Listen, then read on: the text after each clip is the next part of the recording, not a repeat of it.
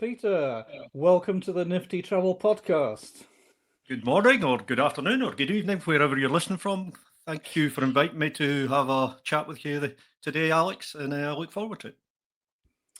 You're welcome. And the first thing I always like to ask my guests is about your earliest memories of travel.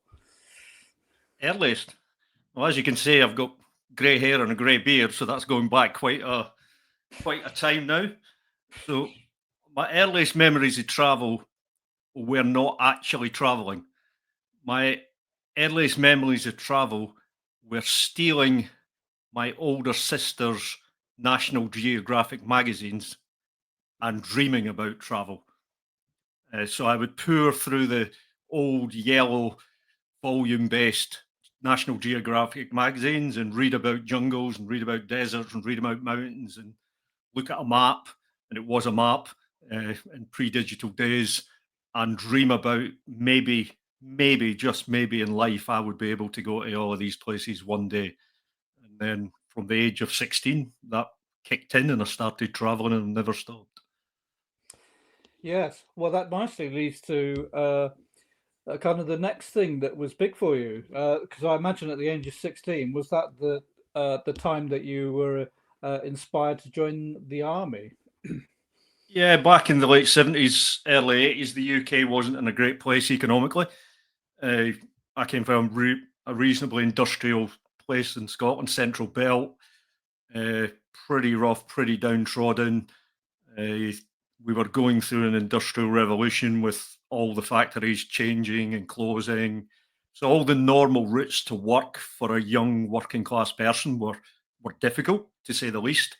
To give you a kind of idea, from my high school, less than 1% of the high school went to university each year. So university wasn't an option, and it wasn't difficult to get work. It was difficult to get work that had a future. I had lots of work on farms and on building sites and stuff like that. But getting a work where you could see a future that a young person dreams about was difficult. So, like many of my age, I defaulted to, how do I get out of here? And how do I get out of here that's going to let me travel? And at that time, the army used to put all sorts of advertisements about travel. And I went, oh, just I wear green and I can travel. I'll have some of that. So how did it change you then joining the army, and how did it change your view of what you thought travel might look like? I didn't really know what travel was going to be because I'd never travelled. The first time I stepped out of Scotland was when I got on the train to go to Dover to join the army. So I hadn't really experienced travel apart from dreaming about it. And I travelled a fair bit around Scotland, but never outside our own country. Now, obviously, the army does involve a huge amount of travel, but that's not the primary purpose of the army.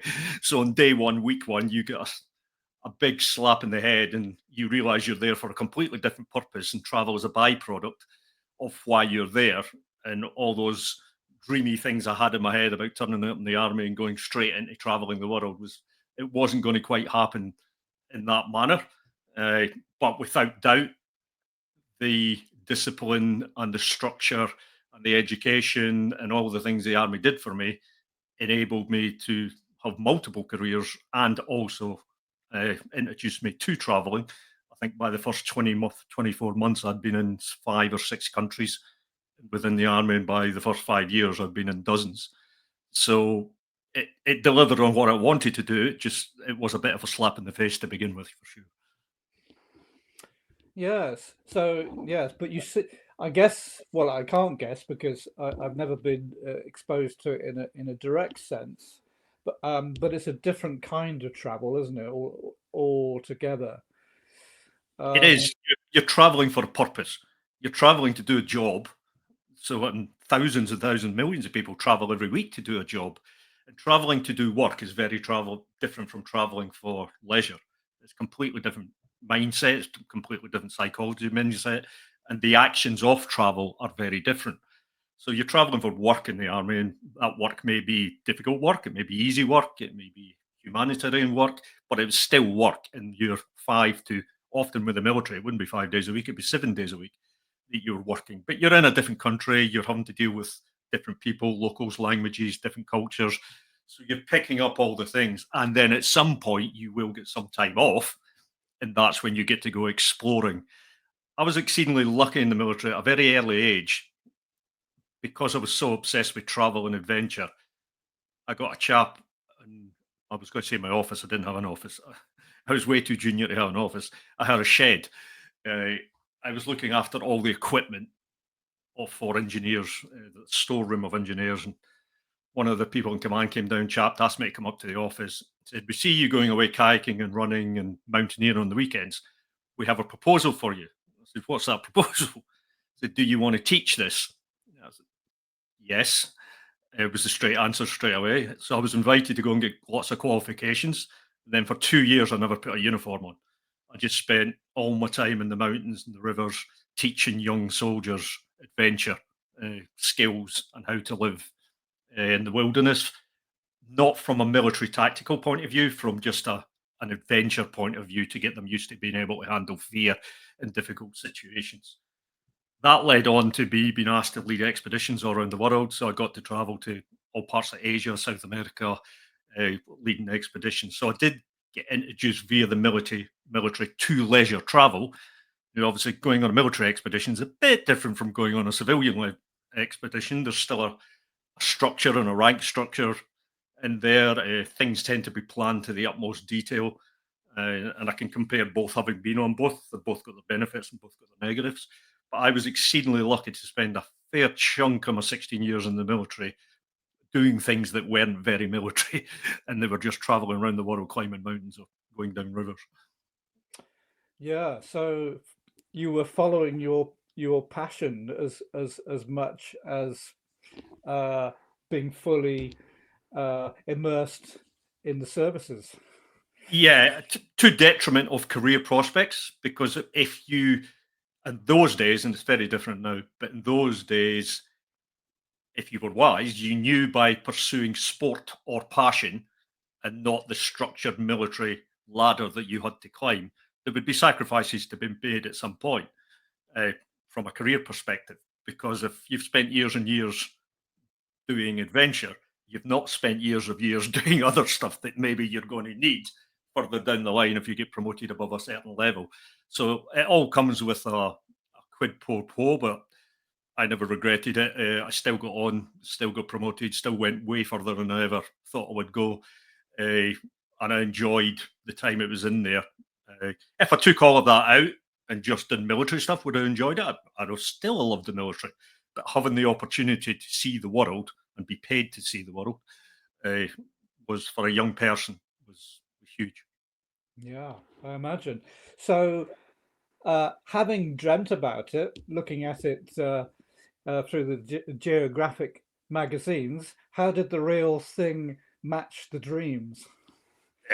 10 times better.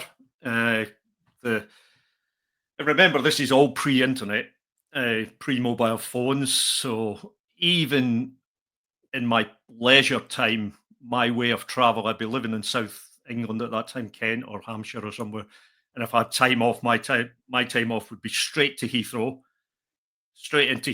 and find a flight from all of the travel agents that used to have stands in Heathrow.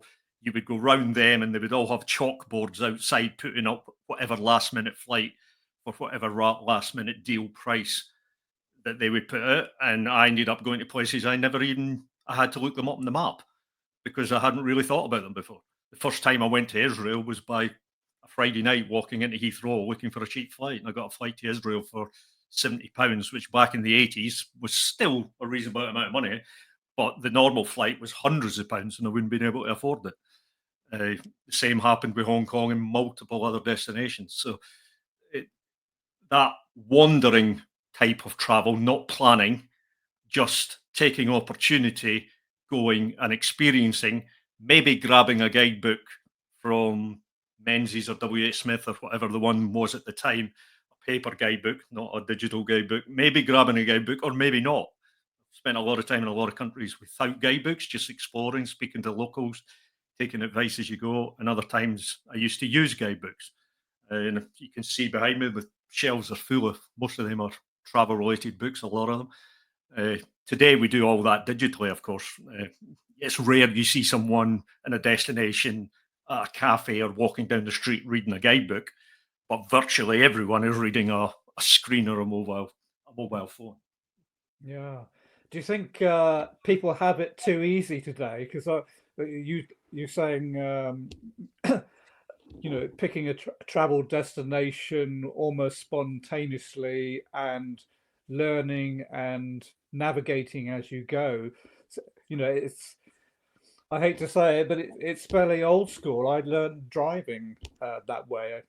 I learned by getting lost. Was it Yeah, was it a little like that for you? yeah, for sure. And I, I mean, I'm involved in the travel industry now. I spend almost every day working in the travel industry. I do think consumers of travel are missing out on a huge opportunity because we now have so much information, uh, unlimited information. We have access to unlimited information and unlimited intelligence. Everybody is planning everything to the last detail.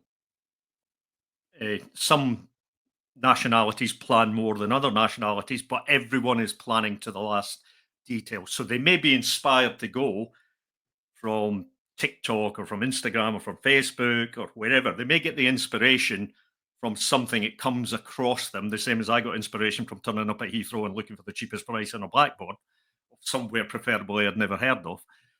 They're getting inspiration a different way.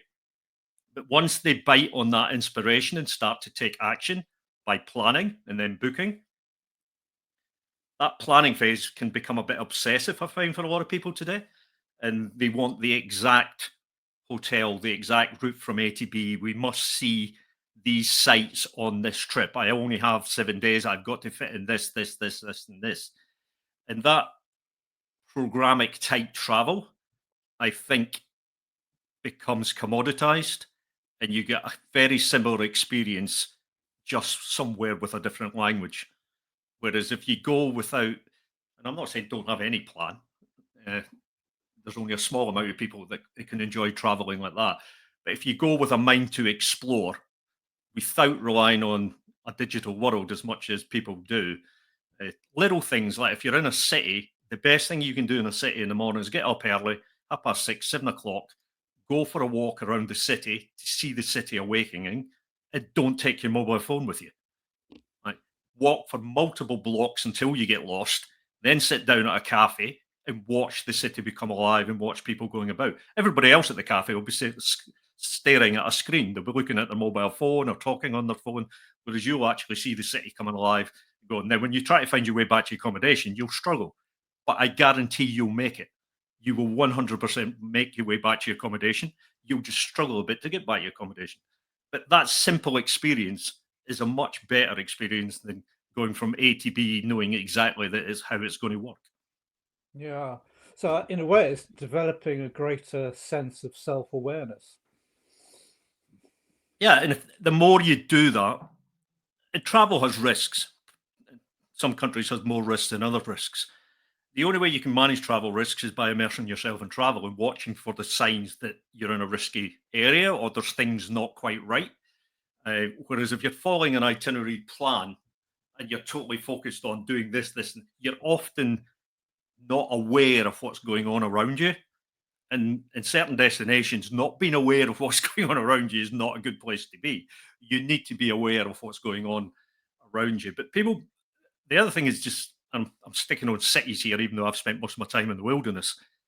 People walk looking straight in front of them. If you want to experience the city, look up because often in your eye level, all you're going to see is Starbucks and Burger King or McDonald's or Zara in any city in the world, whether it's in Asia or Europe or America, you're seeing the same things at eye level because these huge companies have taken over the streets of every city. So to experience a city, you've got to have your eyes up rather than just walk along or sit down at a cafe and look up the way because the architecture and how the city was originally built, how people experience it, look up rather just taking it at eye level because eye level is becoming same no matter where you go. Yeah, well, someone described a very strange situation that I hadn't come across. They were testing a new tram system in Sydney, Australia, and half of the signs are now written on the pavements. So Because I that's know where why they've done that. It's obvious why they've done that because people are walking along looking down at their. But it's the wrong thing to do. I know why they've done it, but it is the wrong thing to do because you're actually embedding and encouraging an action, a habit that is not healthy, and a habit of walking about cities staring at screens on your phone all the time is not a healthy habit. So by doing that, all you're doing is encouraging a non-healthy habit. Another yeah, thing, when you mentioned the tubes, a great thing if you're in cities with often some of these tube setups in cities are quite complex. I mean, we're lucky. I'm going down to London next week. The London one's fairly straightforward. I find the Paris one a bit. It's like a maze. It's like it's a crazy setup, and then you've got the trams in Berlin and all. These are great public services, but again, they start to panic because they can't figure it out. Just get one of these tickets that allow you to go anywhere all day and just go around and jump off at stops randomly and go and experience that district. It's probably a district you get off that's not on the tourist trail, it's not on the recommendations, and it's maybe not on your Instagram feed, but just get off and go to the cafes and the bars and the restaurants in that area randomly. You can half an hour or 2 hours later, you can jump back on again and start figuring your way out in the tram. These are great things just to allow you to experience a place in a random nature. yeah, I think you're right. I tried that on an early version of the Singapore network, and I was actually thrown. I was thrown out because I stayed on too long. It was a weird experience being a tourist. That they have since expanded, and I'm sure they're much more understanding than No, they were. Singapore's on a route to ultimate efficiency. I'm a big believer in travel that there's a place for efficiency in friction, inefficient travel. So efficient travel, if I'm traveling for business, for work, I really want everything just to be efficient. I I want to and get to my airport of departure as quickly and easily as possible. I want to go through the airport as quickly and easily as possible. I don't want any delays. I want to get over to the other side. I want to jump into a taxi or the tram or whatever's most suitable. I want to go to my accommodation, which is going to be within X hundred meters of where I'm working. I want everything just to be simple and efficient. A couple of restaurants or bars next to where I'm staying so I can eat in the evening. Efficient business travel. But real travel, when you're trying to enjoy a place, you want things to be friction, not frictionless. You want to come up against things that are making you go, oh, well, what do I do now? How do I figure this out? Because that is travel. If you just go through like you do in business travel, everything being easy and bus to plane, plane to taxi, taxi to hotel, hotel to workplace, hotel, workplace to restaurant, restaurant to bed, that isn't really an experience. That's just going through a process. Leisure travel, you want some friction. We have a whole technology industry that's spending billions of dollars trying to remove every bit of friction possible in travel, and a lot of it is justified. And not many people go travel to sit in an airport. And that experience of going through airports, most airports, is quite not a good experience. So there's lots of work to be done in travel to take away friction, but we don't want to take away friction from where you're really experiencing travel, where you have to physically stop someone in the street and ask them something because you don't know. Now, I have no data on how much that used to happen versus how much it happens now, but I can guarantee you it's gone down by thousands and thousands of percent because people will ask ChatGPT or Google or whoever it is, they will ask that before they stop someone in the street and ask the question to the person. Whereas the experience 100% is better asking someone in the street. You may have to end up asking three people to get anywhere, but that experience is way better than just asking ChatGPT. Yeah. In some respects, I think you're alluding to the fact that travel is becoming a little too predictable in some respects. Yeah, it's becoming, if we're not careful, and I think we've actually passed the Rubicon because the vol, and I'm not for restricting travel. I think travel has been the best thing that's ever happened in my life. I think it's something everybody should be able to do, but it's not a right. Travel is not a right; it's a privilege, and because it's a privilege, you should do it carefully, but you should also make sure you're doing it in the best way possible to enjoy it. And because we're systemizing everything and engineering everything, it's just becoming commoditized more and more.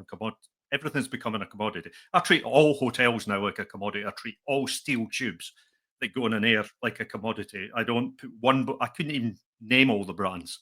They're just steel tubes in the air, and the hotels are just concrete boxes that there.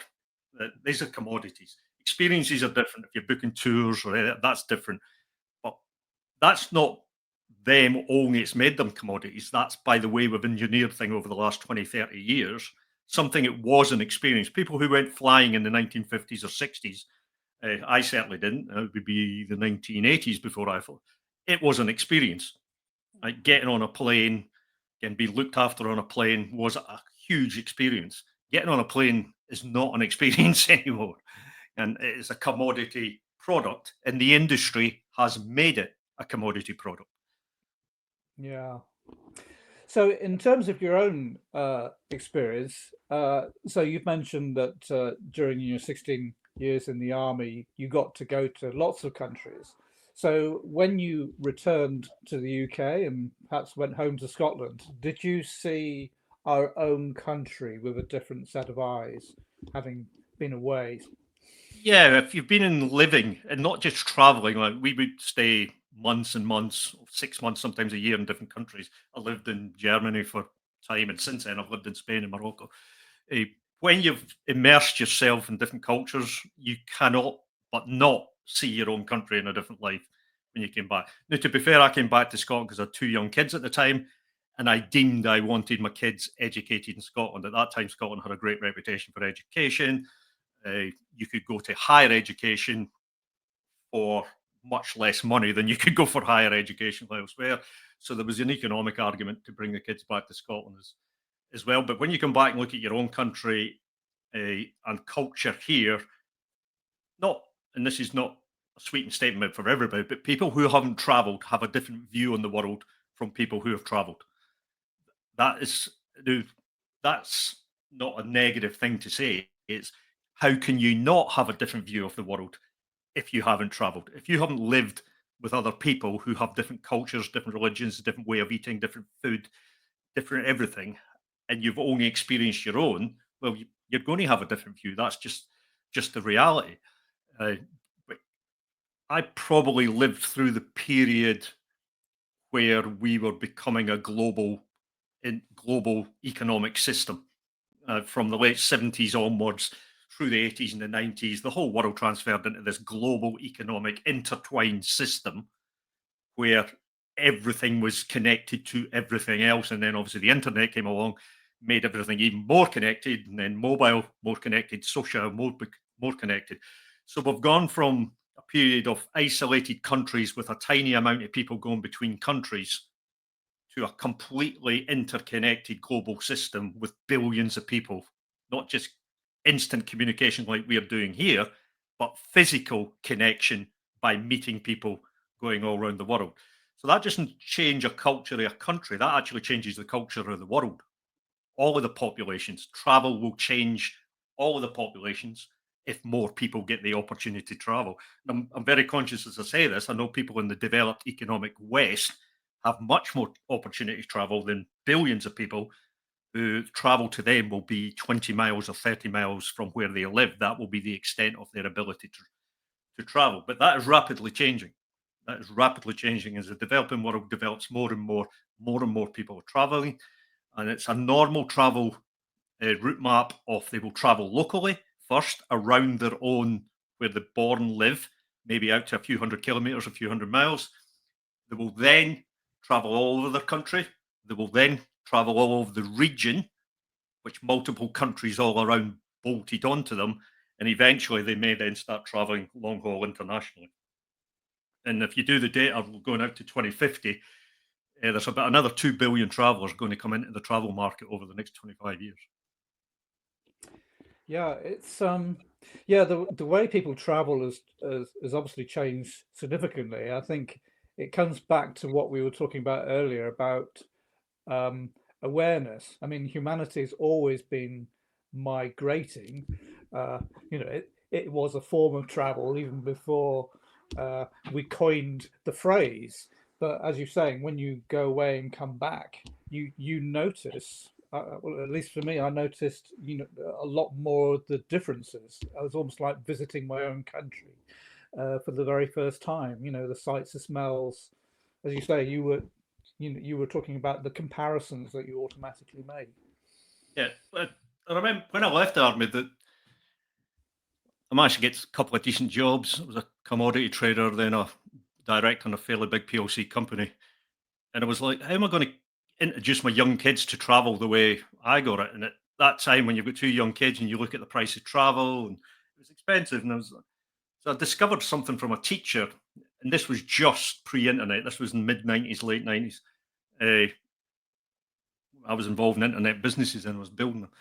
And they had a magazine called Home Exchange, and it was specifically for teachers because they had that big block of holidays, 6 weeks, 8 weeks. So there'd be teachers from Scotland going to Los Angeles and people from Scotland going to Australia and New Zealand. I was like, what's that all about? He said, oh, it's just a magazine full of teachers from all around the world. And we swap houses. And I went, so you're not paying for your accommodation on travel? And I went, no, we just pay for our transport to get there. We swap houses. And invariably the houses are not in high touristy destinations because they're just in normal people's where they live. Mm. So I was like, I got a hold of that magazine, and it was mostly teachers. Managed to get a listing on it. I think I paid $10 or $15, and it was like a paper magazine that came in the post.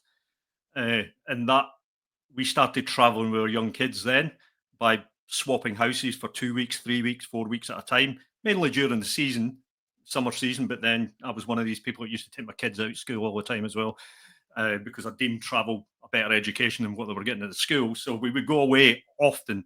So by the time my kids were teenagers, they'd been to dozens of countries as well that had been enabled by this swapping of houses with different cultures. Eventually, that thing went on the internet, as everything did, and it blew up into a global. I think it's a global business now. I don't do it now, but we did it for years, and that opened up dozens and dozens of countries to my kids that they would have never seen because we wouldn't have been able to afford to do it. But by that system of swapping houses, and again, that gets you to speak to people who you probably never would have spoke to before because we would be in districts that weren't tourist districts.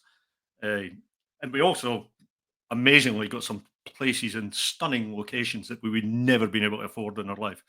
A flat overlooking St. Mark's Square. 2 weeks in a flat overlooking St. Mark's Square, you're just not paying for that. It's way too expensive. So that was a great way to travel as a family at the minimum cost that you can do for travel.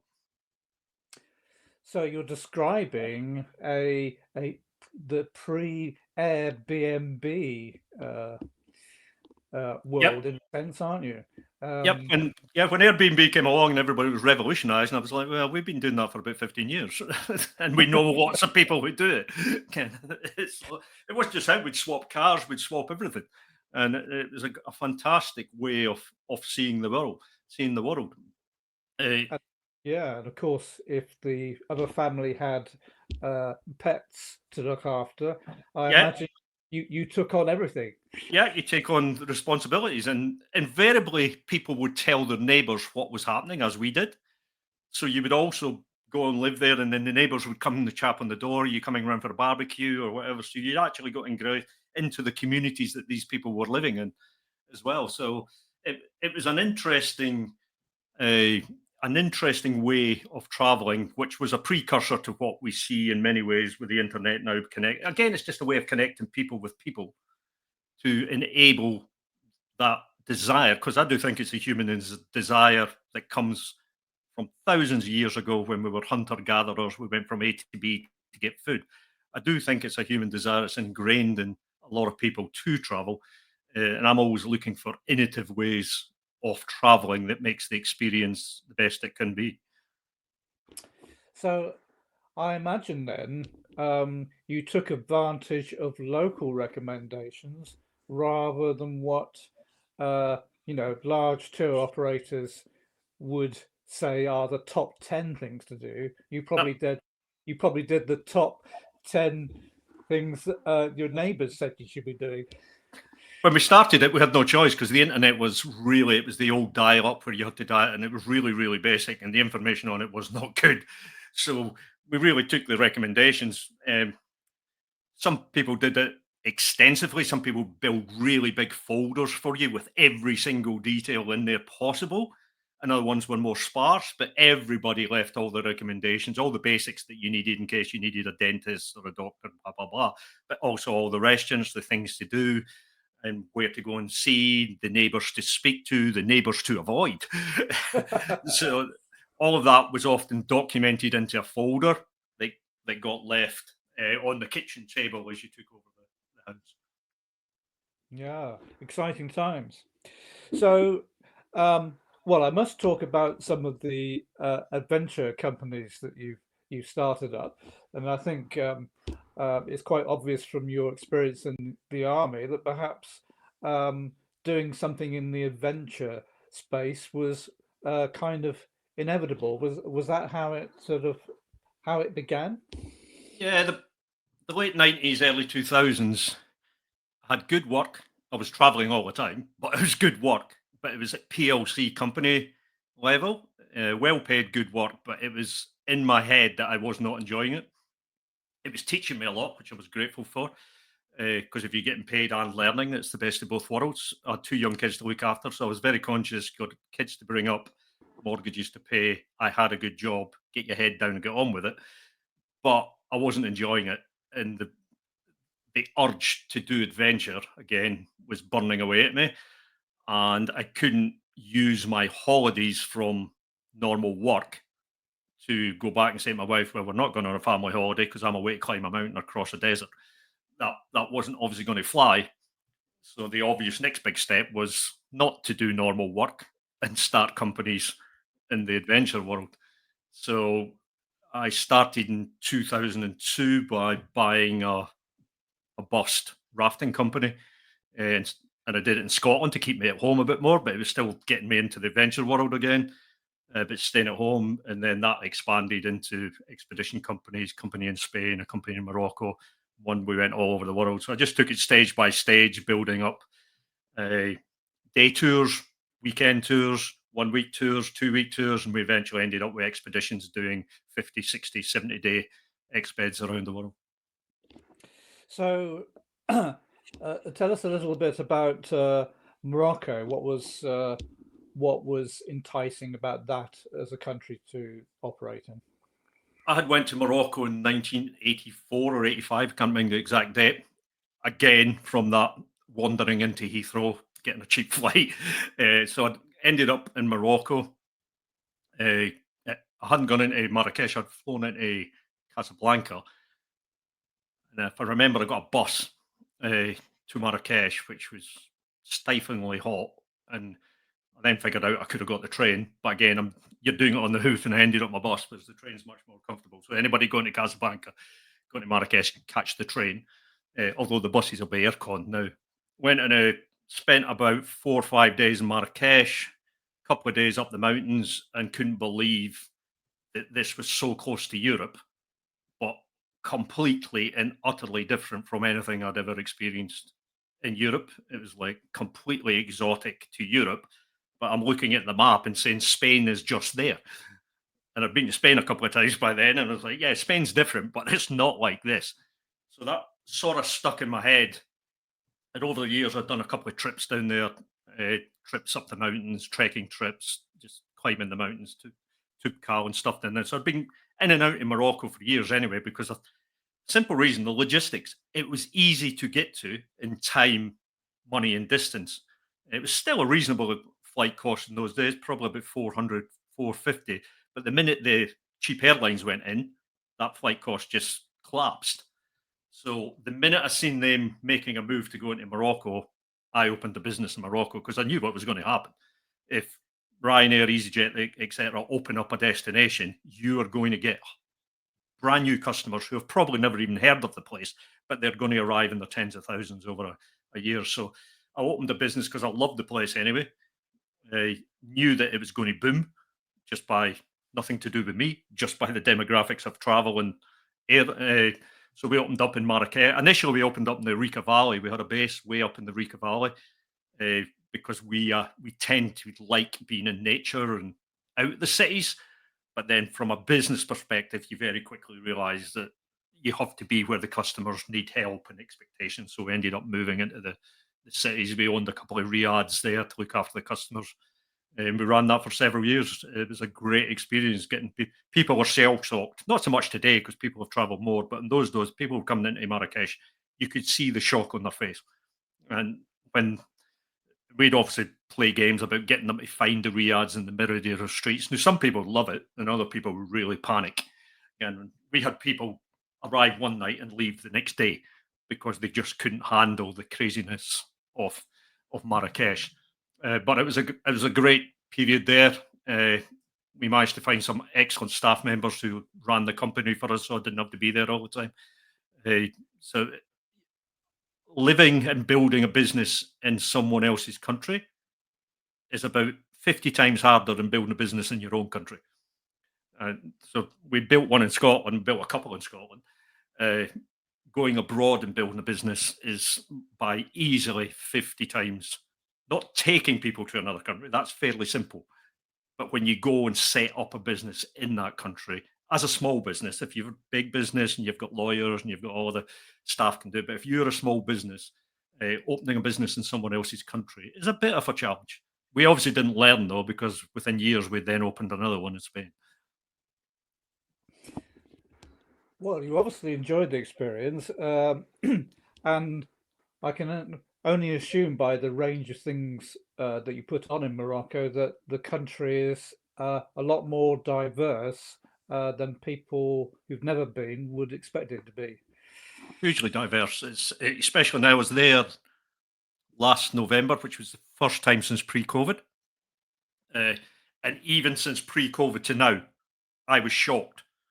You remember, we'd had a business down there for 10 years, and I was shocked how it had grown from pre-COVID to post-COVID.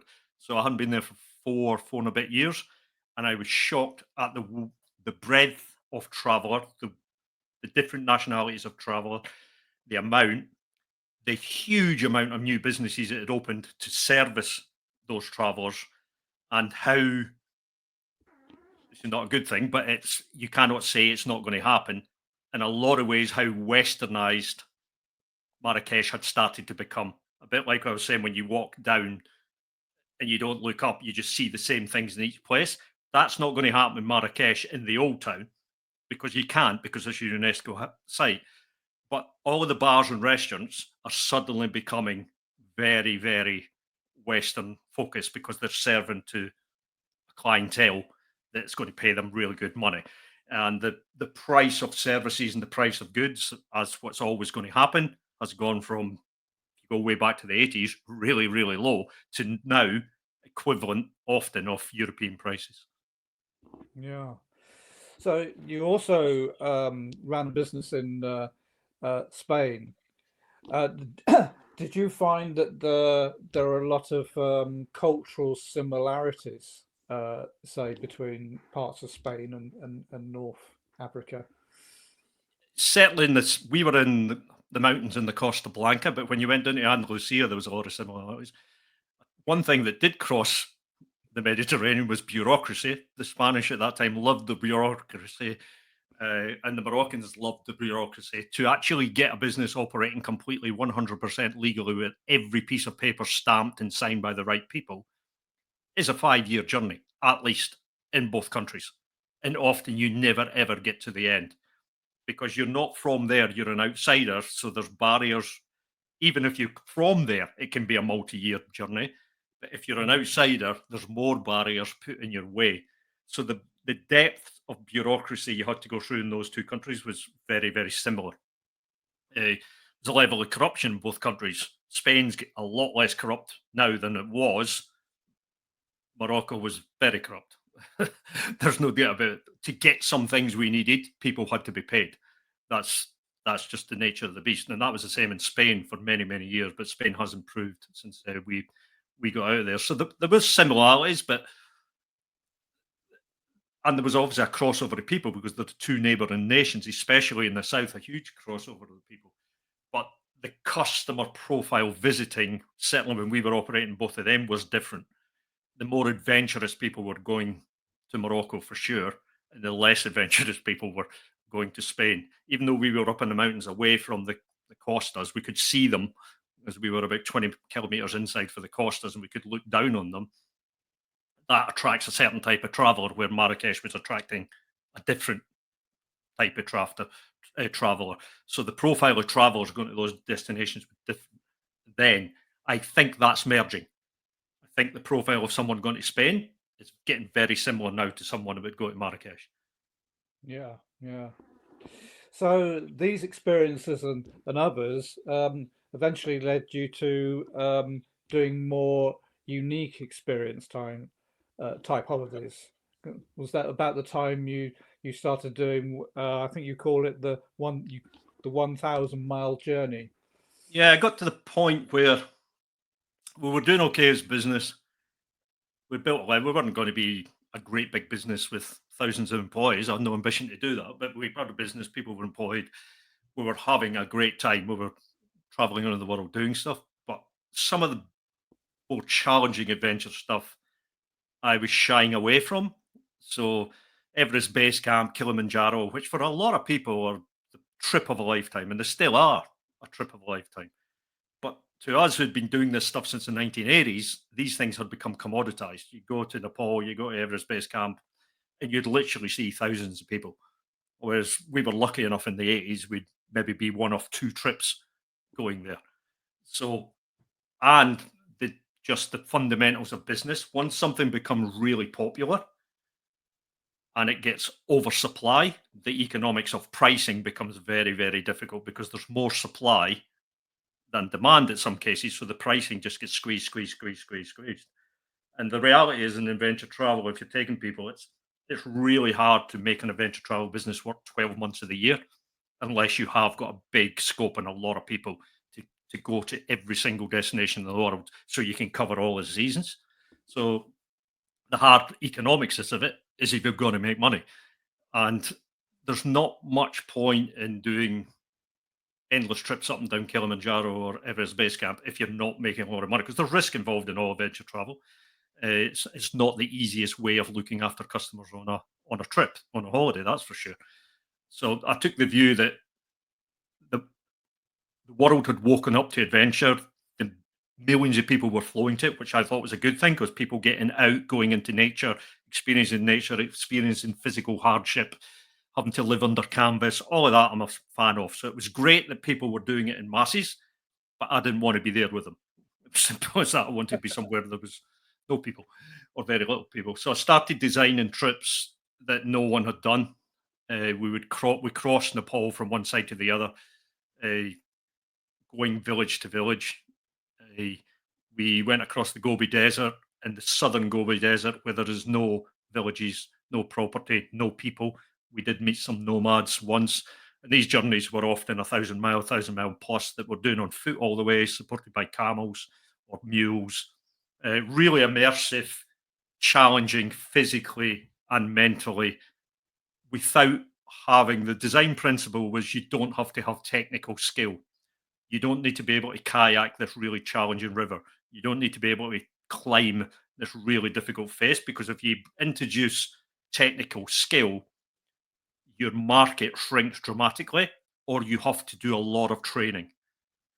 And there's a market for that. There's nothing wrong with that, but I didn't want to get involved in that. So I started designing really challenging expeditions for people who didn't have technical skill, but had mental strength. And people go, oh, you have to be exceedingly fit to do these as well. And I went, no, you have to have exceedingly strong mental strength, because if you've got mental strength, you will be able to do these. It will be easier if you come with some fitness for sure. But we proved it that we took some people who didn't do all the stuff we told them to do pre-trip. They didn't do the training. They didn't lose some weight. Sometimes we were telling people to put weight on, so it wasn't always losing weight. Sometimes we told people to put weight on because you would lose a lot on the trips.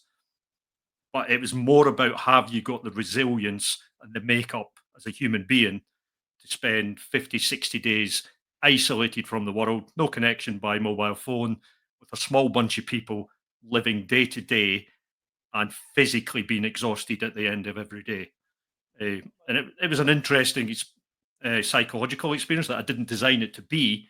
But when you start watching the change in people when they're isolated from the rest of the world and when they aren't connected to digital tools, people made a lot of strange decisions on these trips.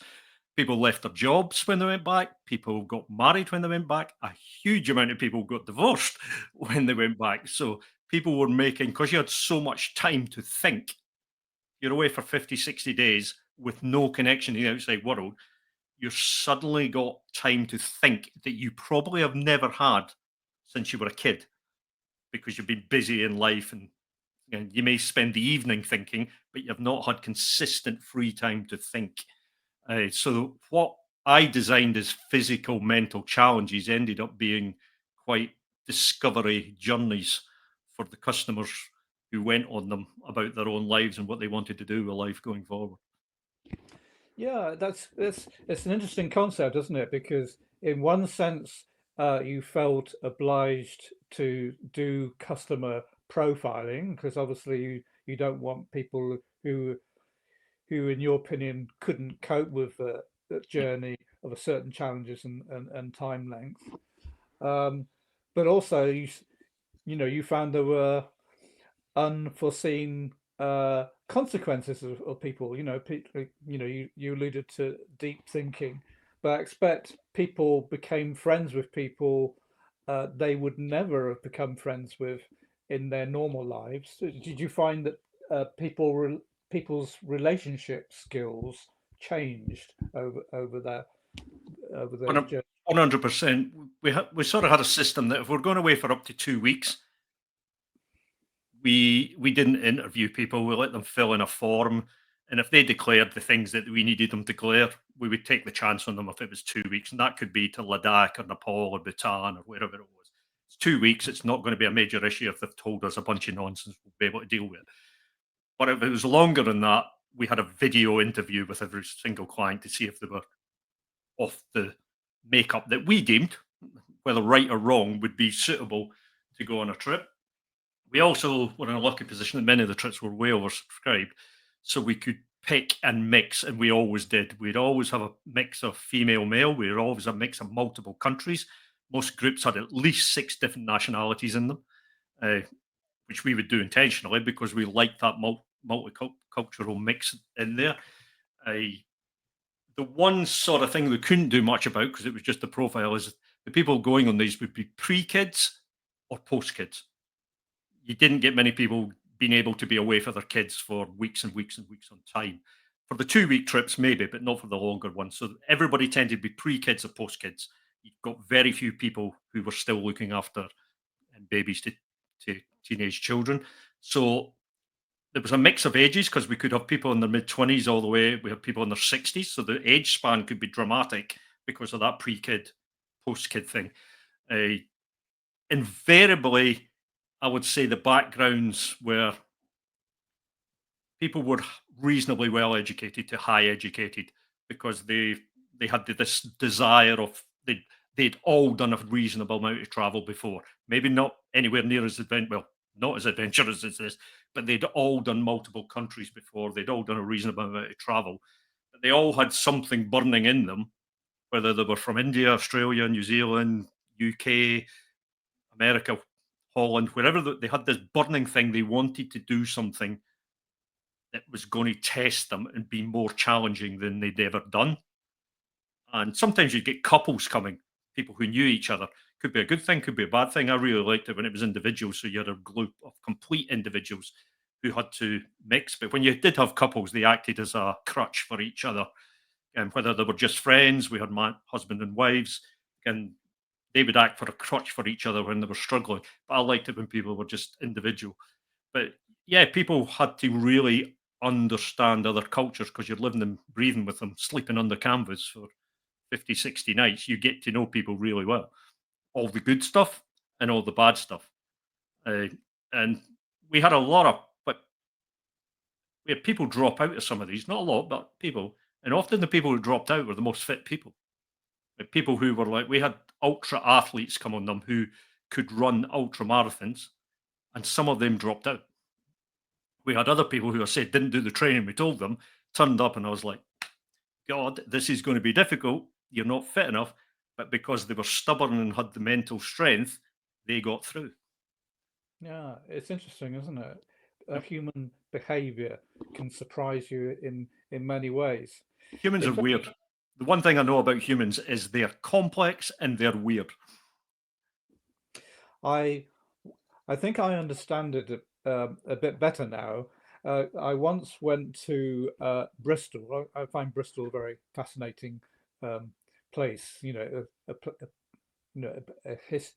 it's full of history. It's got ships and boats. And one of the things I always wanted to take a closer look at was Brunel's ship, the SS Great Britain. And there's a kind of a storyline on the side of it because I couldn't believe that such a relatively small boat could cross the Atlantic, and it's said that it being a very Victorian adventure, uh, the ship was divided by class, and they said that on every single journey, uh, everybody who boarded as strangers and uh, left the ship as best friends.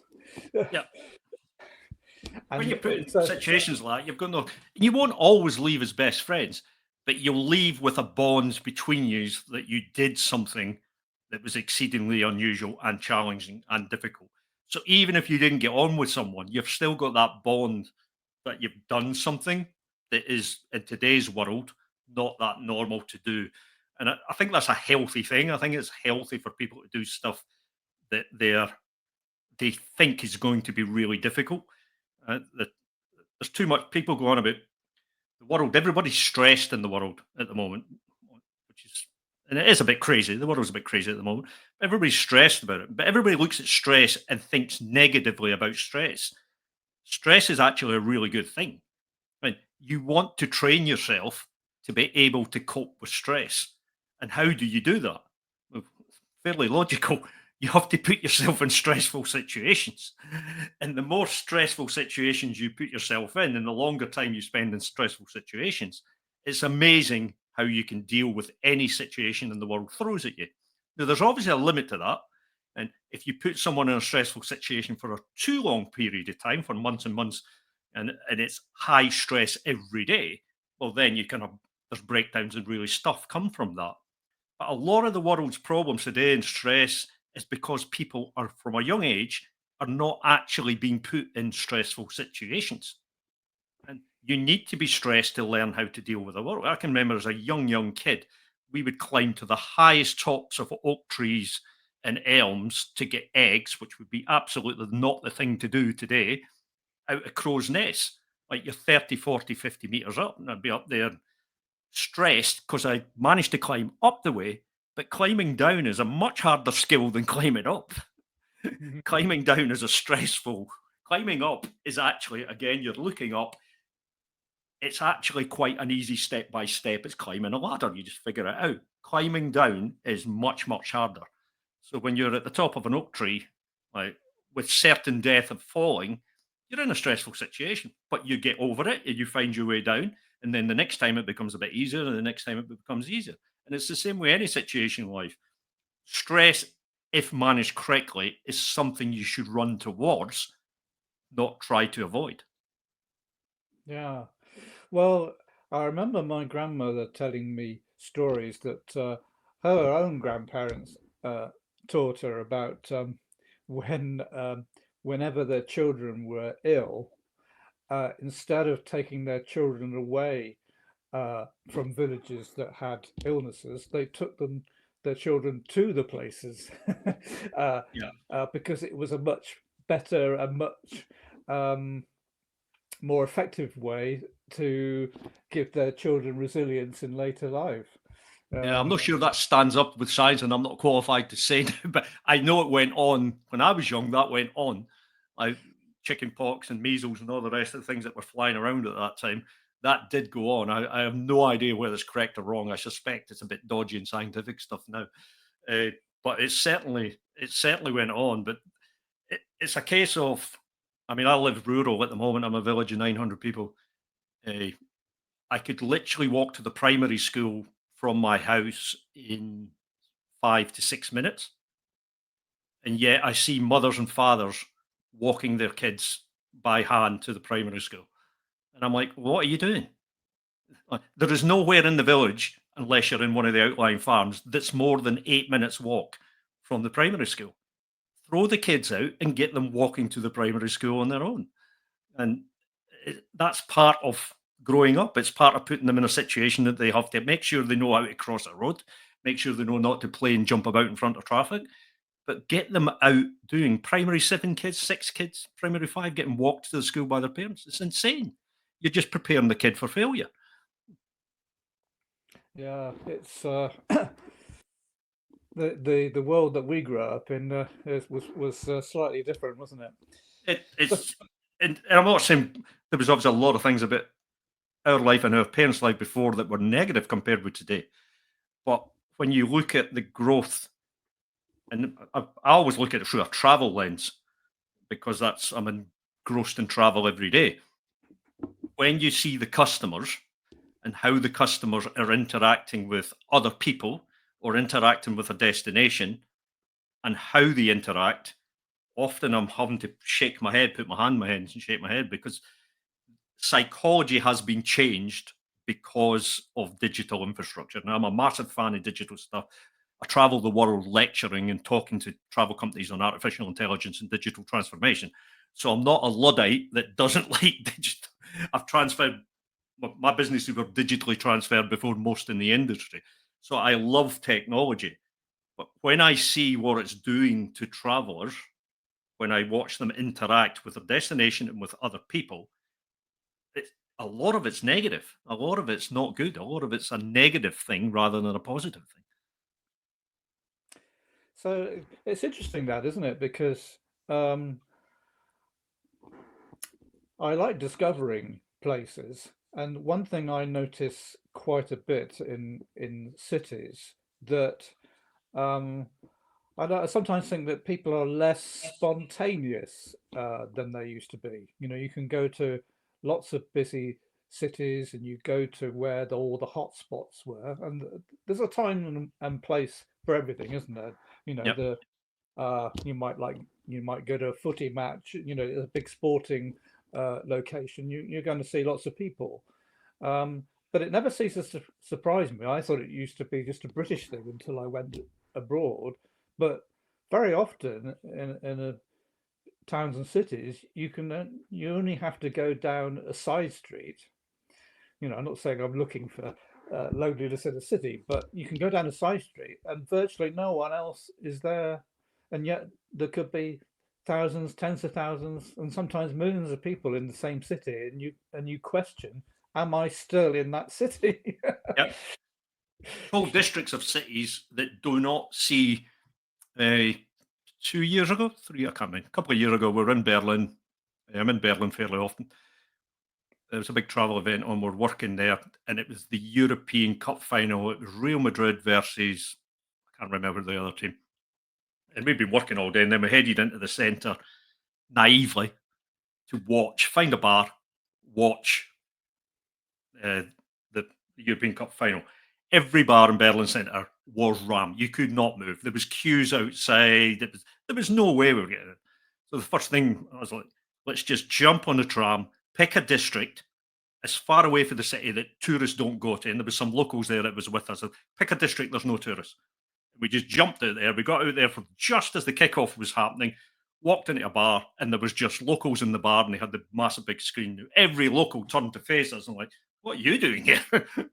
Well, we had a great night with all the locals, being able to watch the game in peace without being rammed, interacting with all the locals. It was a fantastic evening just by going away from the.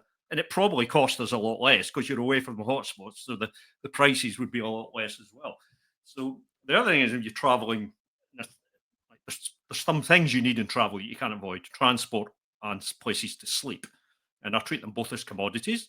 But if you're used to staying in four-star hotels, like same boxes, Hilton, Marriott, whatever the brand is, it's just a various different brand of the same thing. Just for an experience, try something different. Use ChatGPT and say, find me two-star hotels owned by locals. And it will find you two-star hotels owned by locals, not owned by some conglomerate. And go and try that for a night or 2 nights. And you might be surprised how much you enjoy that versus the standard McDonald's style cookie cutter hotel that you're going to get no matter what the brand is on the front of it. And vice versa. If you're a traveller who spends all your time in hostels or two-star hotels, if you've saved up a bit of money, go and spend a night in a four-star hotel and see whether you enjoy that or not. So it's getting people to do things that are one of the downsides of technology in this massive personalization phase we're going into. Is technology is going to personalize everything to everything it knows about you, and it knows everything about you. So it will give you exactly what it thinks you're going to like, because based on the data evidence, that is what you like. And people think that's a good thing. And don't get me wrong, again, business travel, that's exactly what I want. But if I'm traveling for leisure, I want to experience new things and different things. So technology is not going to give me new things and different things unless I program it to do that. It's going to give me exactly what my habits have told it that I do. Yeah, that kind of that leans into the kind of another question, doesn't it? I mean, are we over relying on social media channels to make travel choices, whereas we could and should maybe be doing more ourselves? It- It's a progression of society. Like the internet came along, people ended up on the internet. Then social came along, mobile came along, all these things, and people are engrossed in social now. And it's no doubt there is no doubt about it. Social is driving travel. People see pictures and like write-ups of friends or people who they follow for whatever reason at such and such a destination, such and such a country, and they want to be like them. That is 100% happening at scale.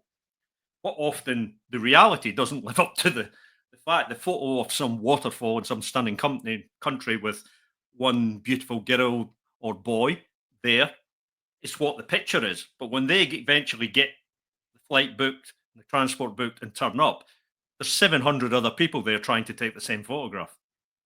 Mm. So the reality of social, the reality versus the dreaming of social is often completely different. Now, once you know that, that's not to stop you traveling. Still use social to be inspired to go to different places and different destinations, but don't default to the exact thing that's getting all the volume and traffic on social, because I can fairly guarantee you it's not going to be a great experience because it's going to be exceedingly busy because Yeah. it's reaching so many people, it's having the same effect on them as it is on you. Therefore, they all turn up. I mean, we're in summer in Scotland at the moment. I'm in Perthshire, 3 hours up the road. You're into Skye. There's a little waterfalls there called the Fairy Pools. 20 years ago, you walk past the fairy pools, you'd be lucky if you've seen another hiker. I can guarantee you 7 days a week at the moment, there's 200 to 500 people at the fairy pools trying to get this Instagram photograph of them being in the fairy pools. That's not a good experience for anybody. No, it's no, it's there are clearly some very popular places. I spoke to a gentleman about, he gave me an example of Barcelona because I was saying, well, some destinations now are getting so congested that it's difficult to have a good experience there. And it's almost like people have a fear of missing out. And he was trying to, uh, the example he gave was Barcelona. You know, it's a lovely place to go and visit. And he was trying to persuade some of his travelers to say 50 kilometers out of the city. I said, you can still have exactly the same Barcelona experience, but not living, or not living or not staying actually in the city itself. But many people think they are missing something. Perhaps it's the good vibrations. They think they're going to And miss. that's human nature, and that's going to continue with the growth of travel. All these places, that horrible word, I hate it, over tourism. Uh, we haven't got over tourism, we've got mismanaged tourism, right? The world isn't drowning in tourists. Certain destinations are drowning in tourists because we, the industry, have mismanaged the flow of tourism to certain destinations. So, Venice, Barcelona, Edinburgh come August, there's destinations around the world that do have mismanaged tourism. Dubrovnik, Croatia, you can go on and on. There is definitely, this is an issue, and it's a serious issue for the people who live there. We have mismanaged tourism to certain destinations. Every single one of those destinations that are having issues, within a 50-kilometer radius, that load could be spread easily. But the way the market works and the way the economics work and the way marketing works, it drives everybody to the hotspots.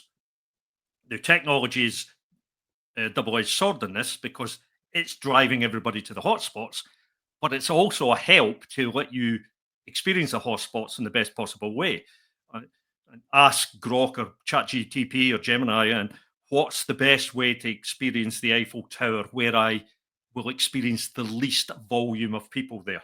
Give me the timings, give me the date, give me the day, and it will crunch the numbers and give you the chance of experiencing it with the least amount of people there.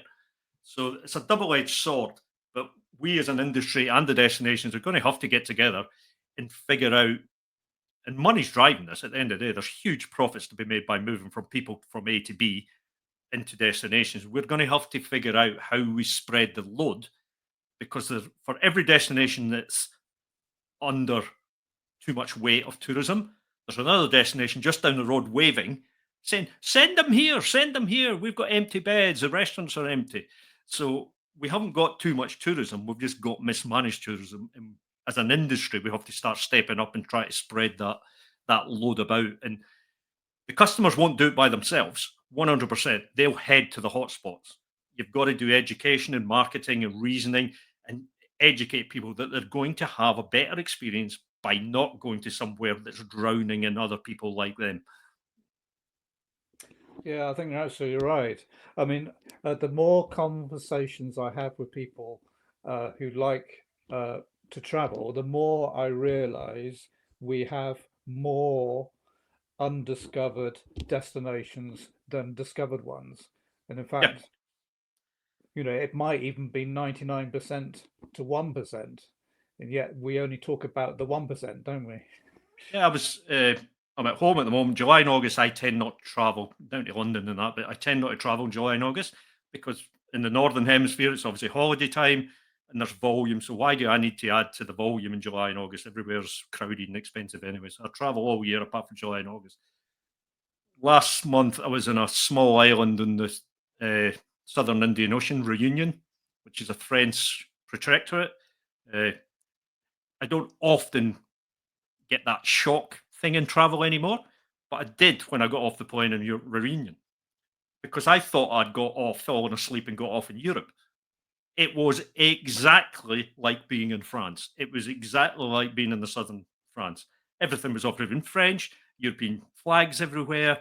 It was could not have been any more like France than it was.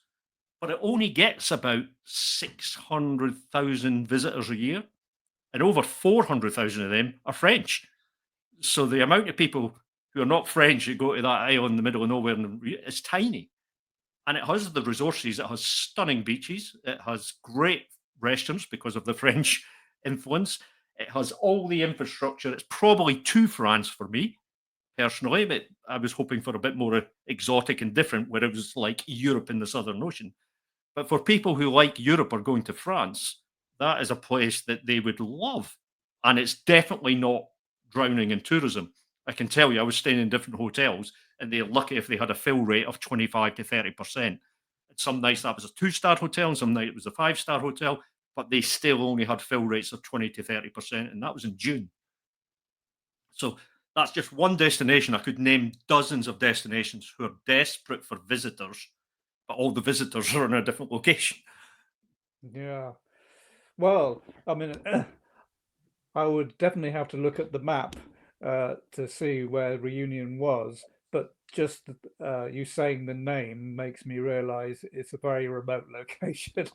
Yeah, it's about 3 hours from Madagascar into the Indian Ocean. 3 hours, 2.5, 3 hours from Madagascar, I think. Yeah, so an undeveloped location. So I can't believe it's now over 5 years since the pandemic. We all were very annoyed about it at the time. How do you feel the travel industry has changed as a result of it? And has it changed your view of the travel experience? It changed my view because I sold my companies after. Eh, so 20th of February or late February, whenever it was when it started, 2020, I was sitting in a bar in Berlin writing a reasonable detailed article to tour operators on how to deal with the pandemic. You got to remember, this was the first week. The Berlin was just starting to close down. Countries were just starting to close down. We were getting asked whether we wanted to leave or be locked down in Berlin. So I wrote an article for tour operators saying this is how you go. This is the actions to. For whatever reason, I just knew this was a global shutdown. I just knew. I'd done research on pandemics, etc. And I knew we were going to shut. Everyone's going. It'll be over in a week, 2 weeks. And I'm going. No, this is months. To the fact that my actions demonstrated that because I laid off all my staff straight away because I knew what was happening. So I wrote a long article for tour operators that went viral in the travel community. And then I spent nearly 300 hours with 300 different tour operators, an hour each, telling them how to deal with disaster and how to manage business. How did I know that? 2008, we had another disaster that everybody's forgotten about, the financial crash.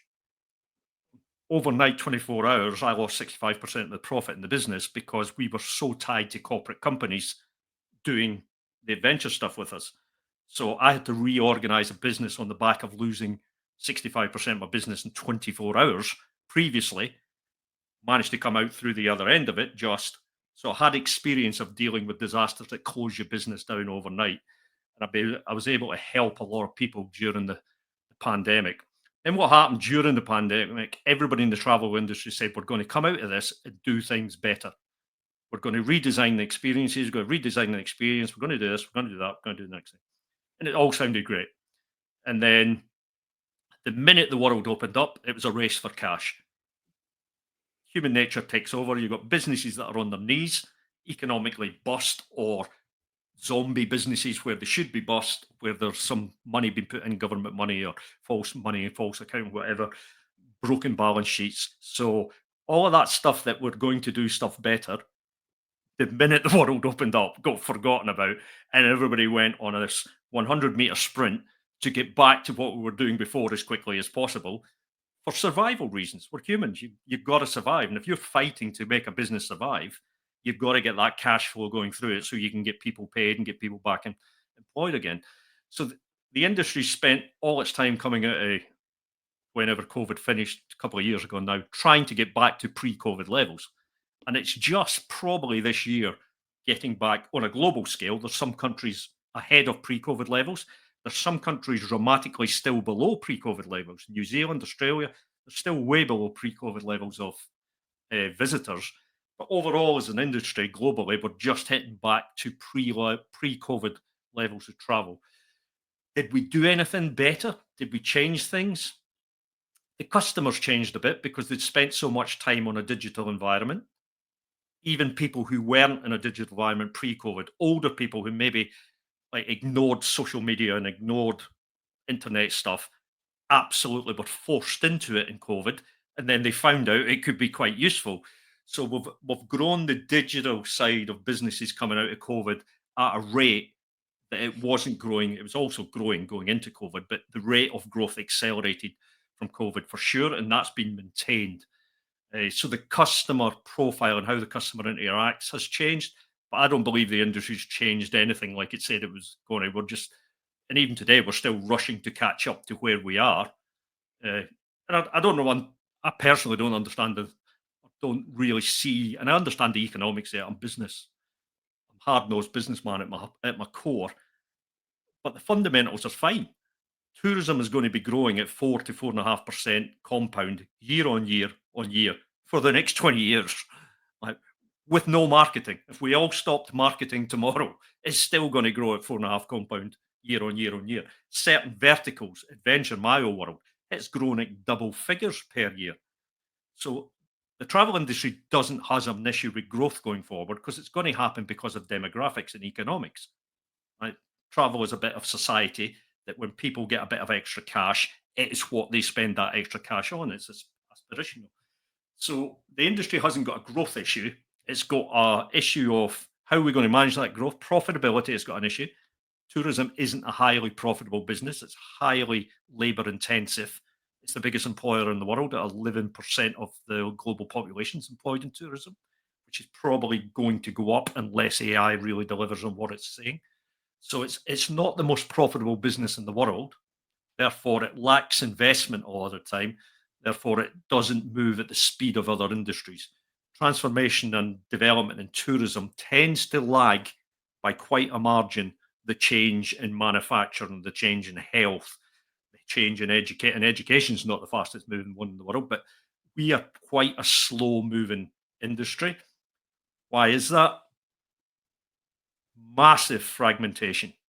Like 80, 90% of businesses in tourism are tiny, small, owner operated business. If everybody thinks of the airlines, you can probably count them all in 100, 110 or whatever. The big hotels, right, take them out. You then get down to a couple of huge tour operators, etc. If you bundle them all up together, you probably get 400 or 500 companies. But then there's millions and millions of small guest houses, small hostels, small tour operators, small restaurants servicing tourists, run by a family or run by two people. So it's an incredibly fragmented industry that, by definition, means changing in a fragmented industry comes a lot slower when you're in a more centralized, command down, top down driven industry where you can force change through. In this industry, you have to motivate change from the bottom up. Not always. You get something like Airbnb comes out of nowhere, bang, explodes a new category in a new sector. That's the rare thing. The norm is slow change because the guest house owner is still doing today what they did in the 1950s or their father and mother did before them. Do you think that one of the things that has come out of the pandemic is that maybe a couple of things? Maybe people are no longer putting off journeys quite so much as before because they might feel that they might not be able to do it in the future. And perhaps there's another group of people who are looking for something completely different now. It's woken them up. You know, you talked about fragmentation, but isn't that a good thing if you're looking for different experiences? You know, because Yeah, we're I don't seeing know. certainly coming out of it, there was a big boom. Some destinations benefited more than others of people who just felt they had the worst experiences of their life and they were going to do travel no matter what. That happened and lasted for about 24 months. I would say it's running out now. Uh, to give your listeners an idea, how do I know all this stuff? We run a community of 20,000 tour operators in 180 countries. So we get a lot of feedback every single day. These people deal with millions and millions of clients between them. So we have feedback coming in, and without doubt, there was a boom coming out of it of people just saying, stuff life, I'm going to do whatever I have to do this travel experience coming. I would say that's evened out now and balanced out. People have got over that initial burst. They've got back to looking after their families, work, jobs, etc. There is a small percentage of the traveling world who have probably changed their outlook in life and said life is very short, which I agree with. You don't know when it's ending, so best get out there and do what you want to do before. There is a small percentage living that life now and changing their life by moving country, leaving their job and coming up with their passion rather than a corporate job. But when you do the numbers, they are in a small majority. The vast majority are still, we've transitioned back to the normal. They're at work, they're earning a living, they're paying their bills, and they've got 2 weeks off a year or 3 weeks off a year, whatever it is, and they want to travel. You can dig and find other trends of a lot more shorter trip, particularly in Europe. There's a lot of short trips happening. People will jump over to Paris or Berlin or Madrid, Barcelona for 3 days, 4 days. There's a lot of that happening. Uh, I don't. I think the pandemic stuff is washed through now. It's not in every destination because some are sub, but it's washed through the industry. And this season, I think we're back to whatever normal is. I think we're back. The data that comes out at the end of this year will be normal. You also have the other effect that because the world's a bit crazy at the moment, we've had Ukraine for several years, we've got the Middle East for several years. You had India, Pakistan going at each other. Things are blowing up. The US attacked Iran. Things are blowing up all over the place. Now, does that stop someone like me traveling? No, I don't even think about it twice. Right? I'm trying to book flights to Israel at the moment. But I can tell you now, it stops a lot of people traveling, a lot, especially Americans who make up a whole big chunk of international travel, and certainly at the value end. Uh, that type of stuff on the news every night has a fundamental impact on the volume of people traveling, particularly long haul, international long haul travel. And the Americans see that, and they have reined back significantly this year because they worry about what's going on in the world. So things outside travel do have a massive. Obviously, COVID didn't just affect travel; it affected everything. Travel probably one of the worst industries because we were a complete shutdown. But there's all of these other things going on that have a fundamental impact on not just the volume of people travel, but people's attitude and psychology towards travel. And unfortunately, coming out of COVID, you've seen all this. We want to experience more and adventure and do all the things we want to do. I'm also seeing the opposite of that, that people are so scared with the world's craziness going on and they're actually scared to do anything. They're getting intimidated by their news feed or their social media and they just worry about everything, even though they have absolutely no input to change anything at all. So why are you worried about anything you can't change? But it does impact on their day-to-day lives and it impacts on their choice of travel or not travel. And it certainly impacts on the destinations they choose to travel because it's not somewhere like Israel or Iran that is obviously going to have a massive reduction in tourism because of what's going on. But it also affects all their neighbouring countries all around. People look at it as a region and the volume absolutely stops going to the other countries, even though there's maybe not been one incident happened in the other countries, they will still be suffering. It won't be a complete wipeout, but if you take Jordan next to Israel, I haven't looked at the data recently, but I can guarantee you they'll be down 70%. Yeah, yeah. So in a sense, it's always been the case, hasn't it? There are countries and regions that at various different times, whether it be seasons, years, event based, that attract more than others.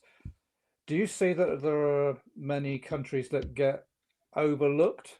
I mean, one thing I started doing a lot more of before I started my own podcast was look at a lot of other people's podcasts. And it's a great way of traveling the world without doing any travel. And you gave me an example. You've obviously been to Israel a couple of times, and I thought, oh, well, that's interesting. I watched quite a few videos of people traveling around the country, and I think, well, if you didn't know it wasn't Israel, you'd think it was like many other countries. Oh, you can fly to it, and there seems to be all kinds of opportunities.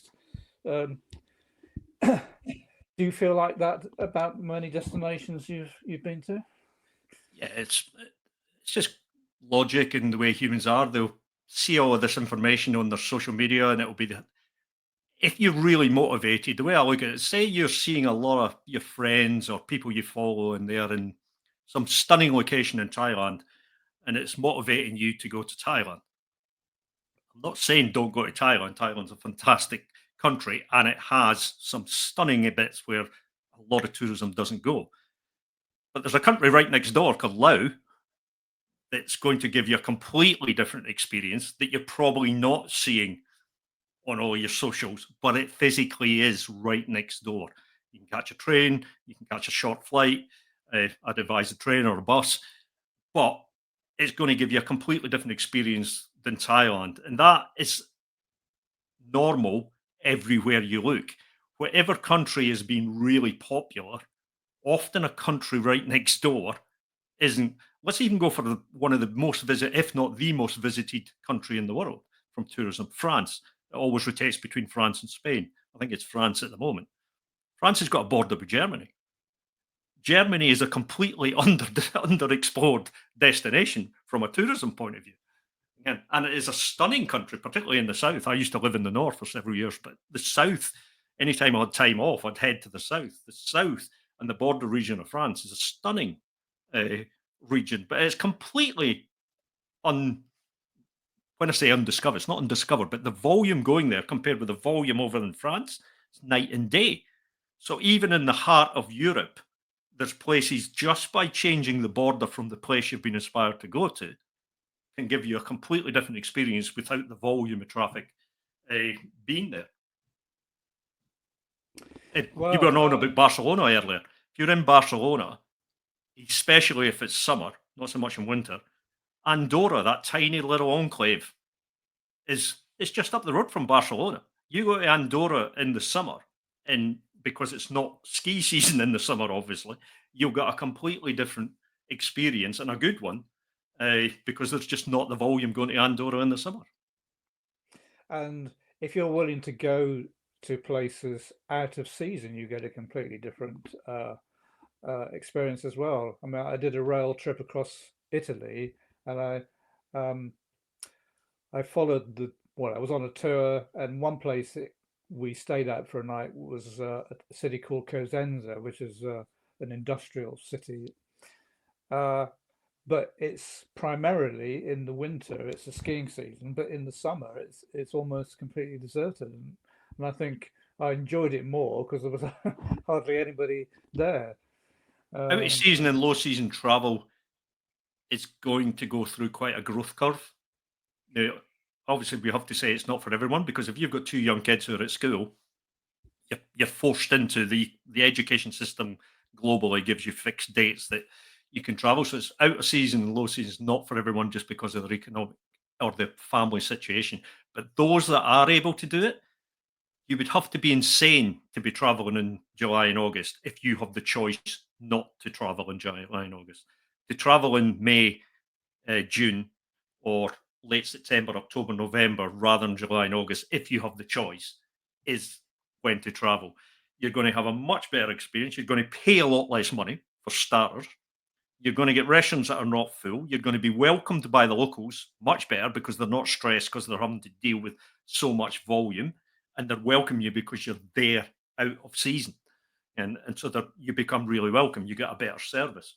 And because of the economics of it now, historically you would see all the connections, all the logistics of flights finish at September or the end of September. That's getting less and less. And there is a reduction in flights. We know that to a lot of the high volume destinations. But a lot of places still have flights through the winter now.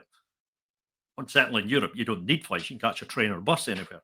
But a lot of places are still having, it may not be a flight a day, it may be 2 flights a week, but there's still flights going into destinations now that they didn't do 5 years ago, and certainly not 10 years ago.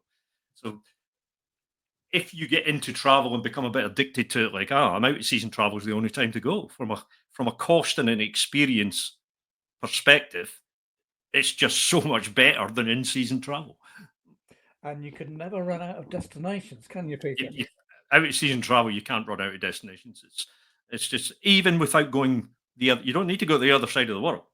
People remember, like, we've gone through this thing. People travel locally, then they travel regionally, and then they travel long haul. Long haul is great for the industry.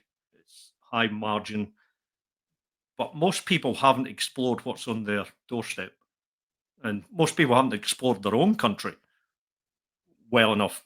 But certainly in Europe, I've there's a country in Europe I've not been to, which is Moldova, and I want to get there. That's the only one I've not been to. But every single country I've been to, and some I've lived in, I reckon I've seen or explored between 1% and 5% of each of those countries. So even in somewhere that's really close to you, you haven't really experienced it.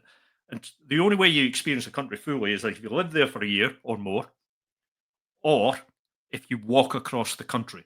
And I've walked across a few countries.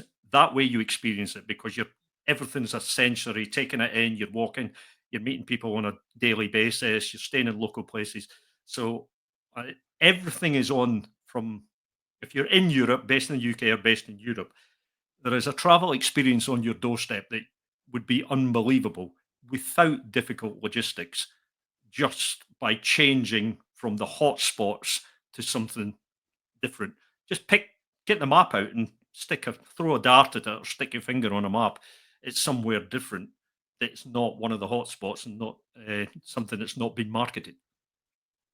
Yeah, you're absolutely right. So a friend of mine from Poland is rediscovering his own country, just traveling across Poland by train. And I was thinking, well, I used to live in one general area for about 50 years before I moved to the West Country, uh, and I was still discovering things about what I thought I knew about my own area weeks before I moved to another area. So not that I recommend people stay in one place for 50 years Yeah, to do that, but you if you are self-aware and got your eyes open, there's always new things happening. I'm sure you feel the same way about Scotland. I mean, we yeah. we There's areas of I travel a lot. So I've got a camper van, so I'm away in my home country a fair bit as well.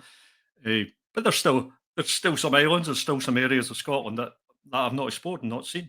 And Scotland's a small place, but there's still areas that I've not seen. So you don't. We've sort of trained people to think you travel with these great long distance expeditions or trips or fancy luxury holidays. You can have a brilliant travel experience just by. I've got a bunch of dogs. Some of the best travel experiences are going to the coast and spending a long weekend with the dogs on the beach and cooking a barbecue up.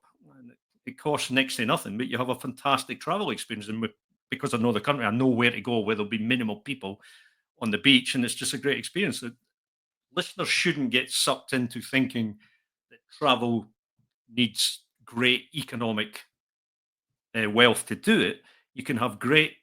When I started, well, obviously not international travel, but when I was in Scotland as a kid, I used to catch the bus to take me to places in Scotland I'd never been to go walking in the hills. And the bus fares were whatever it was pre-decimal time. So it was a way of traveling just by catching the bus. You can go to different places and have a great experience. Uh, then there's ways of traveling that doesn't need a lot of money. you've spoken or you spent some time in Asia, where I believe you were promoting the idea of more localized travel. So, do you see that as like another sector that's got plenty of potential? More travel local. But Asia's growth pattern is faster than the rest of the world. With us travel, it's becoming a wealthier destination. The people living there are becoming wealthier, so they're traveling more. doesn't matter what nationality and travel, they like to travel. So you've got Asian people themselves traveling. Then if you get in the subcontinent in India, travel in India is booming, like absolutely booming, particularly internally. Uh, so that whole area is a booming travel area, but there's still in that area remote regions with people who don't have internet connections. And they've probably got a mobile phone now, to be fair.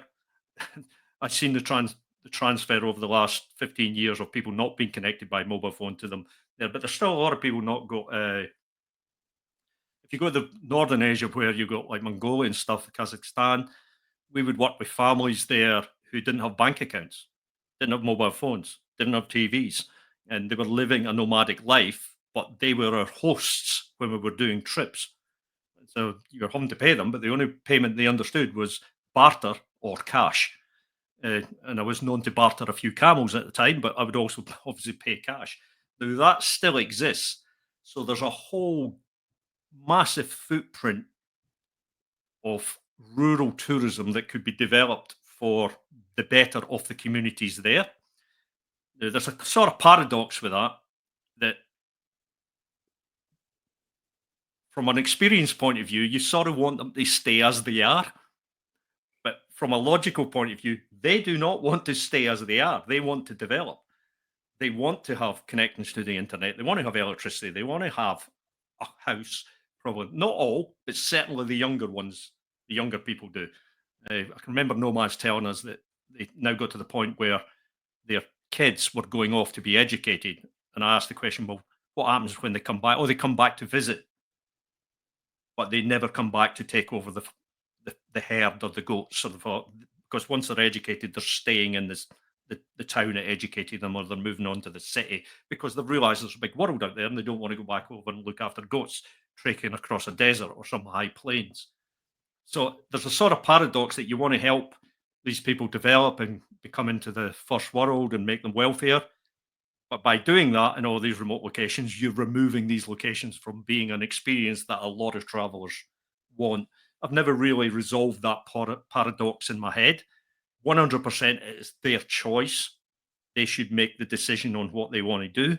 It shouldn't be forced on them from the outside traveller by any means. But I do feel sad personally when I go back to places and everybody's got a mobile phone now or electricity compared with what it was. But I suppose that's just, if I had the privilege of speaking to a Victorian traveller, he would think completely the same from how they travelled in the Victorian days compared with how I travel, compared with how people travel today. Oh, well, it's everything's changed exponentially, hasn't it? Yeah. So I kind of wanted to sort of draw a few things together before we wrap up our conversation. We've talked about lots of different countries and regions. Um, so which countries do you think have impressed you the most in terms of, I don't know, coping with tourism, with how it is today and how it might develop in the future? Have any are any countries standing out? Yeah, there's a lot of learnings there. I mean, Spain from the 70s went into it, mass tourism, package tourism, and it benefited hugely. I mean, it was a big chunk of their GDP growth. Spain is now the fastest growing country in Europe, by the way, on GDP growth, which 10 years ago that would have sounded insane, but they are. But they also learned that that's probably not their long term future. It's a great driver for them, but they're reinvesting into better tourism based on the cash flow that's coming from the volume tourism. Other destinations have probably looked at early adopters and taken lessons of what's good and what's bad, and what did they do well and what did they do bad, and how can we avoid that. You could get in a whole tour podcast about cruise tourism, the benefits of it and the negatives of it. I'll be plain and say the negatives outweigh the benefits, but that's a whole other podcast. So there's countries who are learning. You go into the Middle East and look at what Dubai's done in a blink of an eye. It's insane. It's incredible. It's not something I particularly like, but it's insane and it's incredible. And from an engineering technology feat and driving millions of people to that part of the world, it's incredible what they've done. So there's destinations that are looking at this and saying, is it for them or is it not for them? And tourism, or certainly volume tourism, is not for every destination. So if you go down to the Balkans and Bosnia and Croatia, Croatia's become a bit of a high volume tourism, but then you've got Montenegro and Kosovo.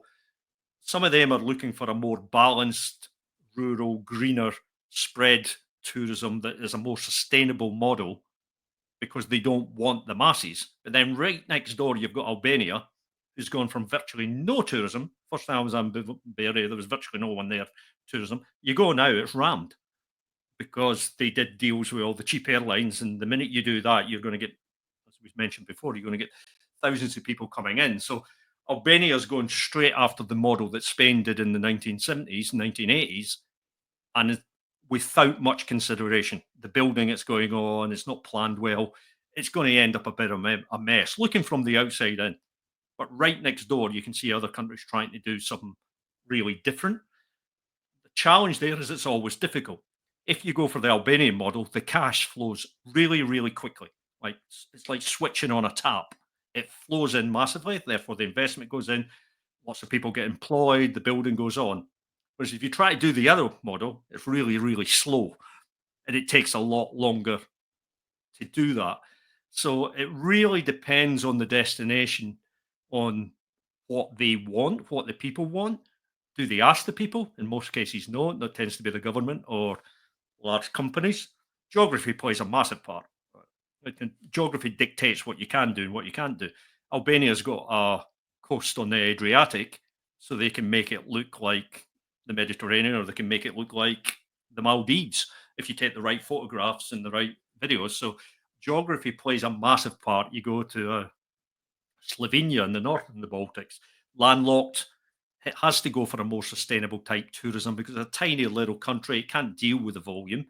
So it has to get the right type of customers coming to it to experience the more healthy wellness, walking, skiing, kayaking, yoga, health.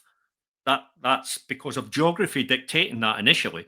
So geography and obviously humans have a lot of input to this. I'd say geography has as much input as humans. What are your assets?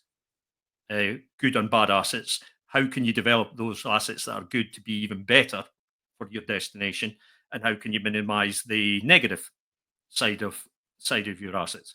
If you're a landlocked country and the volume of tourism wants to sit on a beach, you're not going to get that volume. That's just so there's things that countries have to work through. Asia's a weird one. Asia is really weird because their technical adoption is faster than the West, so they're going to leapfrog a lot of stuff we did, just like Africa leapfrog landline phones. We didn't install landline phones all over Africa because we didn't need to, because they jumped that technology straight into mobile. And Asia is going to jump a lot of technology and a lot of models to a faster model because they're adopting technology at a much faster rate than the West.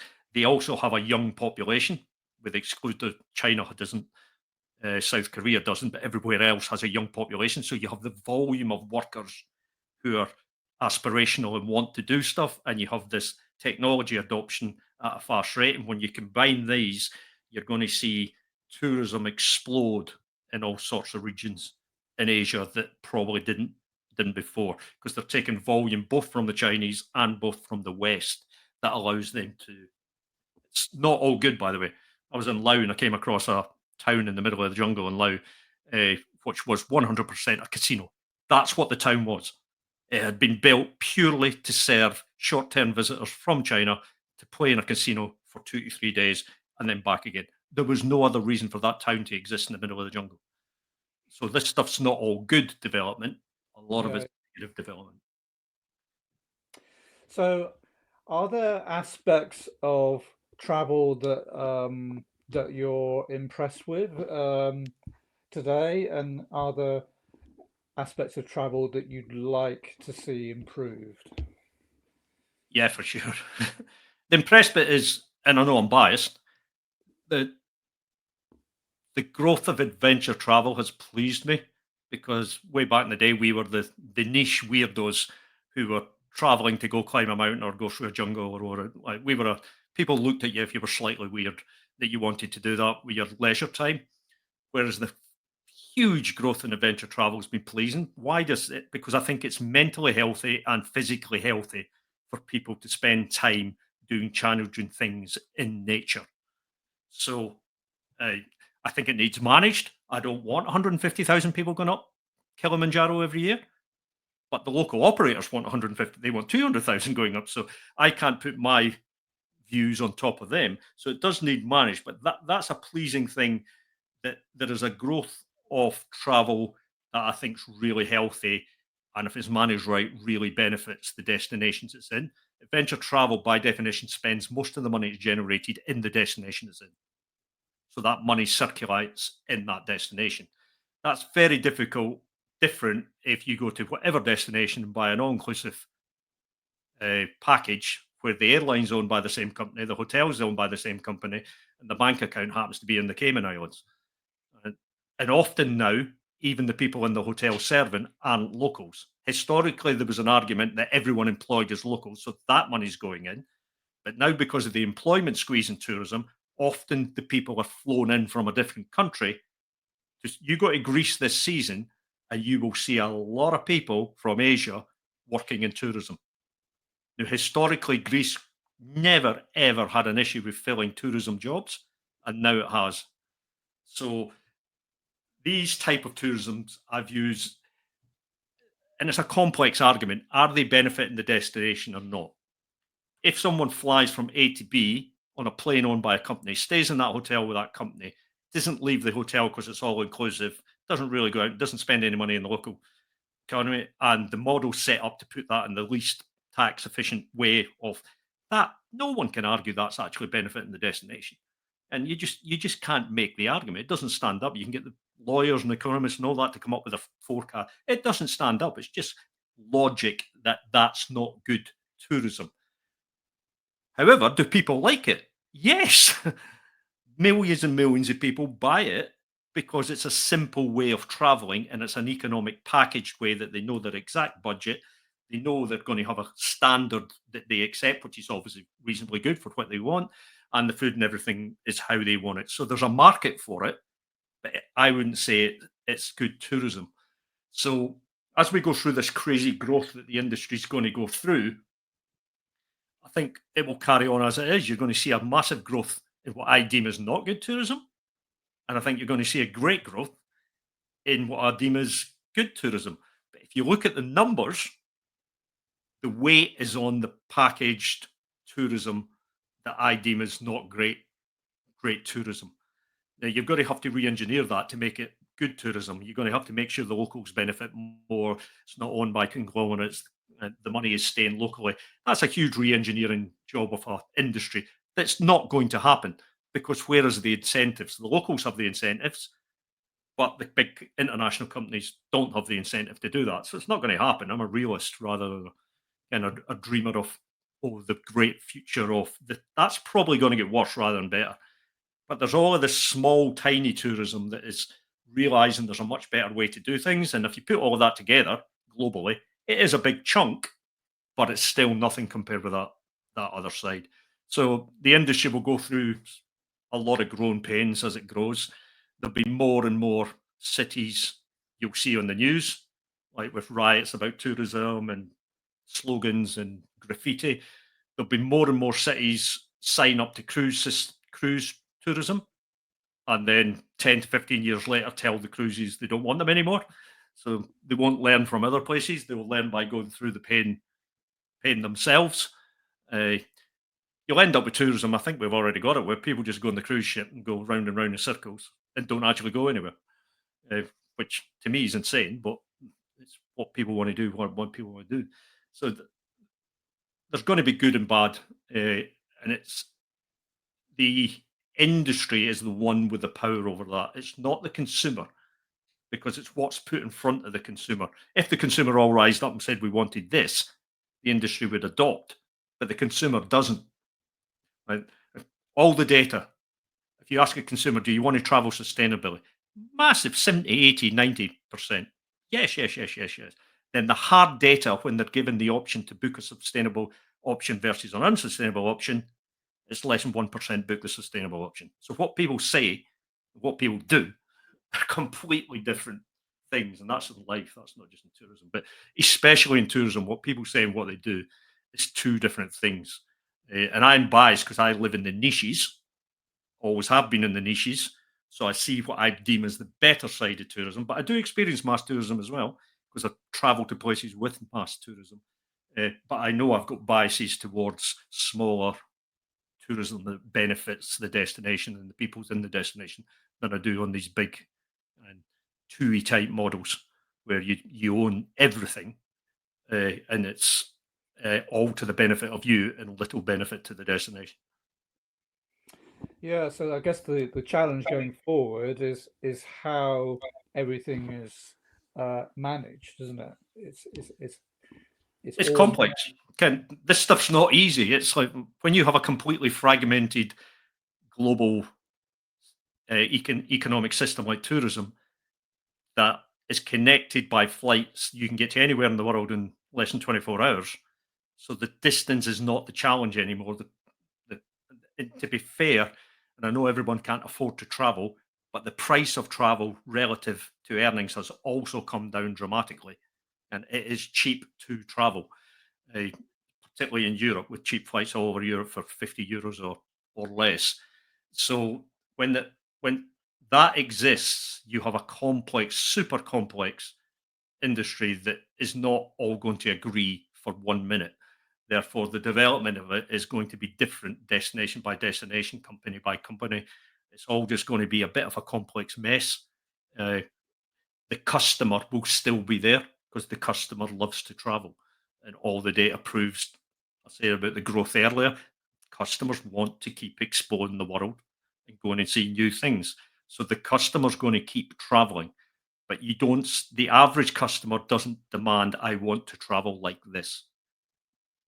The mass customer will just look at what the market's offering and take a chunk of it. There's a smaller percentage who will say, "I want to travel like this."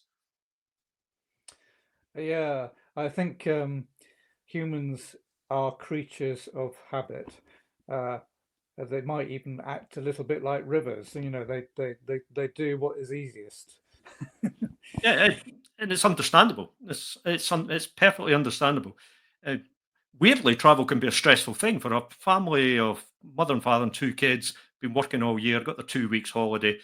Getting that booked and actually the part of getting to wherever you're going, I see it as a great privilege and a great experience. But for a lot of people, it's quite stressful traveling. You see it if you travel in this July and August, you will see how stressful it is family traveling with a couple of kids. So a lot of it, although they want to travel, it's actually quite a stressful experience for them.